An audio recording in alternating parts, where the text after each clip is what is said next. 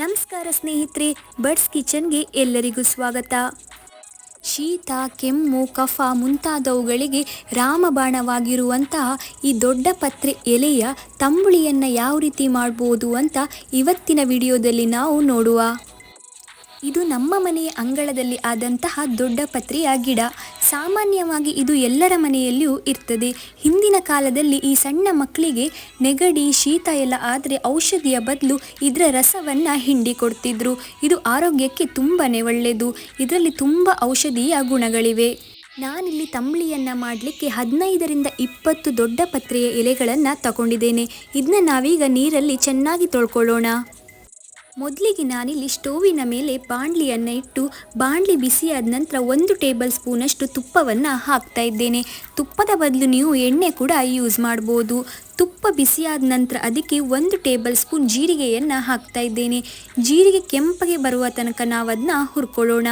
ಕೆಂಪಗಾದ ನಂತರ ಅದಕ್ಕೆ 7-8 ಕಾಳಿನಷ್ಟು ಸಣ್ಣ ಮೆಣಸನ್ನು ಅಂದರೆ ಕಾಳು ಮೆಣಸನ್ನು ನಾನಿಲ್ಲಿ ಹಾಕ್ತಾ ಇದ್ದೇನೆ. ಹುರ್ದಾದ ನಂತರ ಇದನ್ನು ನಾನು ಒಂದು ಸಪ್ರೇಟ್ ತಟ್ಟೆಯಲ್ಲಿ ತೆಗೆದಿಟ್ಕೊಳ್ತೇನೆ. ಈಗ ಅದೇ ಬಾಣಲೆಗೆ ಪುನಃ 1 ಟೇಬಲ್ ಸ್ಪೂನ್ನಷ್ಟು ತುಪ್ಪವನ್ನು ಹಾಕ್ತಾ ಇದ್ದೇನೆ. ತುಪ್ಪ ಬಿಸಿಯಾದ ನಂತರ ನಾವು ತೊಳೆದಿಟ್ಕೊಂಡಿರುವಂತಹ ಎಲೆಗಳನ್ನು ಸಣ್ಣ ಸಣ್ಣದಾಗಿ ಕಟ್ ಮಾಡಿ ಆ ಬಾಣಲೆಗೆ ಹಾಕಿ ಚೆನ್ನಾಗಿ ಬಿಸಿ ಮಾಡಿಕೊಳ್ಬೇಕು. ಆ ಎಲೆಯಲ್ಲಿ ಇರುವಂತಹ ನೀರಿನ ಅಂಶ ಎಲ್ಲನೂ ಚೆನ್ನಾಗಿ ಹೋಗಬೇಕು. ಹಾಗೆ ಆ ಎಲೆಯ ಕಲರ್ ಸ್ವಲ್ಪ ಕಂದು ಬಣ್ಣಕ್ಕೆ ಬರುವ ತನಕ ನಾವು ಅದನ್ನು ಹುರ್ಕೊಳ್ಬೇಕು. ಸೊಪ್ಪು ಕಂದು ಬಣ್ಣಕ್ಕೆ ಬಂದ ನಂತರ ಅದನ್ನು ನಾವೀಗ ತಣ್ಣಗಾಗಲಿಕ್ಕೆ ಬಿಡುವ. ನಂತರ ನಾವು ಒಂದು ಮಿಕ್ಸಿ ಜಾರ್ಗೆ ಅರ್ಧ ಕಪ್ ಆಗುವಷ್ಟು ತೆಂಗಿನ ತುರಿ, ಖಾರಕ್ಕೆ ಬೇಕಾಗುವಷ್ಟು ಹಸಿಮೆಣಸಿನಕಾಯಿಯನ್ನು ಹಾಕೊಳ್ಳುವ. ನಾವು ಹುರಿದಿಟ್ಟಿರುವಂತಹ ಜೀರಿಗೆ ಮತ್ತು ಕಾಳು ಮೆಣಸನ್ನು ಅದಕ್ಕೆ ನಾವೀಗ ಸೇರಿಸ್ಕೊಳ್ಬೇಕಾಗತ್ತೆ. ನಂತರ ನಾವು ತಣ್ಣಗಾಗಲಿಕ್ಕೆ ಬಿಟ್ಟಿರುವಂತಹ ಸೊಪ್ಪನ್ನು ಸಹ ಇದಕ್ಕೆ ಸೇರಿಸ್ಕೊಳ್ಳುವ. ನಂತರ ಇದಕ್ಕೆ ನೀವು ಕೇವಲ 2 ಸ್ಪೂನ್ ಆಗುವಷ್ಟು ನೀರನ್ನು ಮಾತ್ರ ಸೇರಿಸ್ಕೊಂಡು ರುಬ್ಕೊಳ್ಬೇಕು. ಜಾಸ್ತಿ ನೀರನ್ನು ಸೇರಿಸ್ಕೊಳ್ಳಿಕ್ಕೆ ಹೋಗಬೇಡಿ. ಯಾಕಂದರೆ ನಂತರ ನಾವು ಇದಕ್ಕೆ ಮಜ್ಜಿಗೆಯನ್ನು ಸೇರಿಸೋದ್ರಿಂದ ಇದು ನೀರಾಗುತ್ತೆ.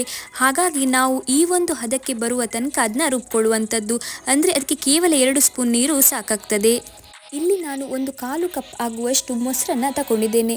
ಮೊಸರು ಅಥವಾ ಮಜ್ಜಿಗೆ ಹುಳಿ ಇದ್ದರೆ ಒಳ್ಳೆಯದು. ಇದಕ್ಕೆ ನಾನೀಗ ರುಬ್ಬಿಟ್ಕೊಂಡಿರುವಂಥ ಪೇಸ್ಟನ್ನು ಅದಕ್ಕೆ ಆ್ಯಡ್ ಮಾಡ್ತಾ ಇದ್ದೇನೆ.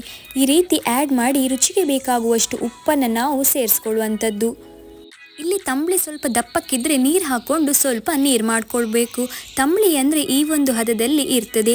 ಈಗ ನಾವು ಇದಕ್ಕೆ ಒಗ್ಗರಣೆಯನ್ನು ಯಾವ ರೀತಿ ಕೊಡೋದು ಅಂತ ನೋಡೋಣ. ಮೊದಲಿಗೆ ಒಂದು ಬಾಣಲಿಯನ್ನು ಬಿಸಿಗಿಟ್ಟು ಅದಕ್ಕೆ 1 ಟೇಬಲ್ ಸ್ಪೂನ್ ಆಗುವಷ್ಟು ತುಪ್ಪವನ್ನು ಹಾಕ್ತಾ ಇದ್ದೇನೆ.